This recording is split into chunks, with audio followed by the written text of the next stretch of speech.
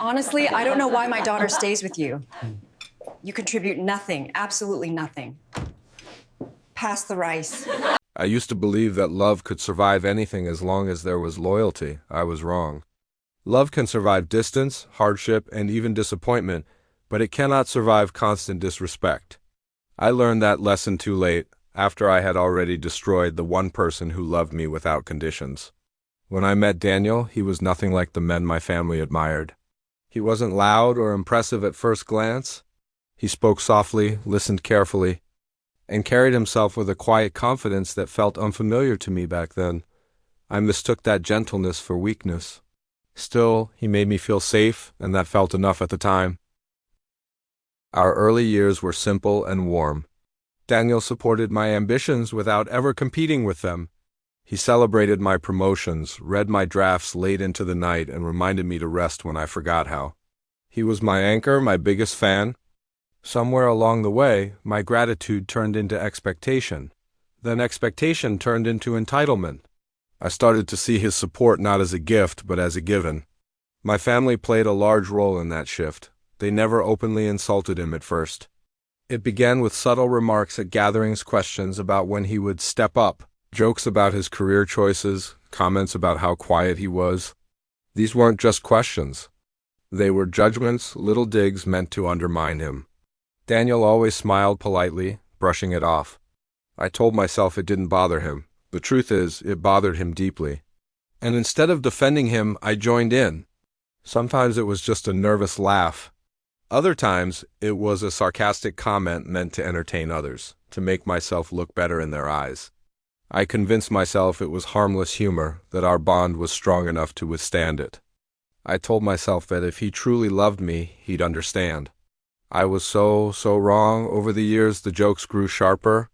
Family dinners turned into performances where Daniel became the punchline. My parents mocked his job. My siblings questioned his masculinity. And I laughed along, craving their approval more than I valued his feelings. Each laugh, each shared glance at his expense, chipped away at something precious I didn't know how to repair. It was like watching a beautiful vase get cracked over and over, and I was one of the people holding the hammer. Daniel began to change. He spoke less. He stopped sharing his thoughts. He'd arrive late to family events and leave early, finding excuses to be anywhere else. I noticed, but instead of asking why, I blamed him for being distant. I accused him of not trying, of being antisocial.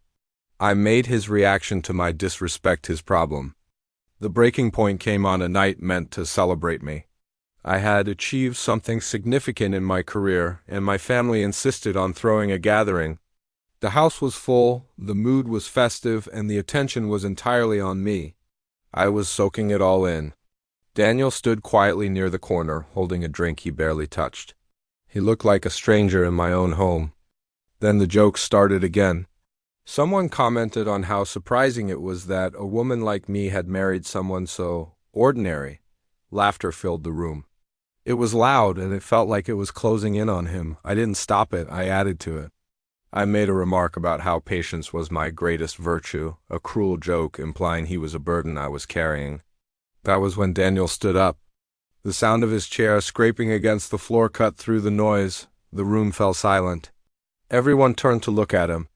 I had never seen him look like that, calm but completely resolved. Not angry, not emotional, just finished. He spoke slowly, his voice steady and clear. He said he had spent years trying to earn respect from people who had already decided he didn't deserve it.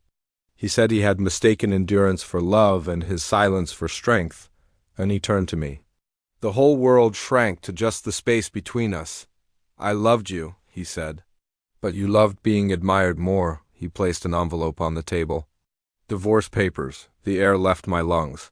I tried to speak, to say something, anything, but he didn't wait. He thanked my family for teaching him a valuable lesson about boundaries, then walked out of the house without looking back. I stood there, frozen, while my family insisted he was overreacting, that it was just a joke. For the first time, their voices sounded hollow and ugly to me. The days that followed were unbearable. Daniel didn't answer my calls. He moved out quietly, efficiently, as if he had already mourned the marriage long before it officially ended. I felt abandoned, but deep down I knew the truth. I had abandoned him first, piece by piece, over many years. The shame settled in slowly. It followed me everywhere, at work, at home, in the silence of nights where his side of the bed remained untouched. I replayed moments I once dismissed, now seeing them with horrifying clarity, the pain in his eyes, the forced smiles, the way he always defended me to others, even when I failed so miserably to defend him. Therapy forced me to confront things I had avoided for years, my deep-seated need for validation, my fear of being ordinary, my willingness to sacrifice someone else's dignity to protect my own ego. I had to face the monster I had become. The hardest part was distancing myself from my family. When I told them their behavior was cruel, they laughed at first. When I insisted, they accused me of betrayal, of choosing him over them. For the first time in my life, I chose the discomfort of the truth over the comfort of denial. Slowly, I changed. Not to win Daniel back, I knew that was a ship that had sailed, but because I could no longer live with who I had been. I had to become someone I could respect. Nearly a year passed before I heard from him. A short message informing me that he had relocated for work and that the divorce would be finalized soon. There was no bitterness in his words, no anger, just closure. And that hurt more than rage ever could. It meant he had truly moved on. Years later, I saw him again by chance at a professional event. He looked different, stronger, lighter, at peace. We spoke briefly, politely. He told me he was happy.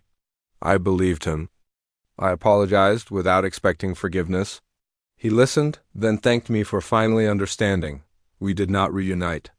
We were not meant to. Our story was a tragedy, but it was also a lesson. In losing him, I learned something essential. Love is not proven by how much someone tolerates, but by how carefully we protect them. I live differently now. I speak carefully. I listen deeply. I no longer confuse humor with cruelty or confidence with dominance. Some lessons cost everything you have. And some people come into our lives not to stay forever, but to teach us who we must never, ever become again. Thank you for listening to my story. If this resonated with you, please consider sharing it. You never know who might need to hear it.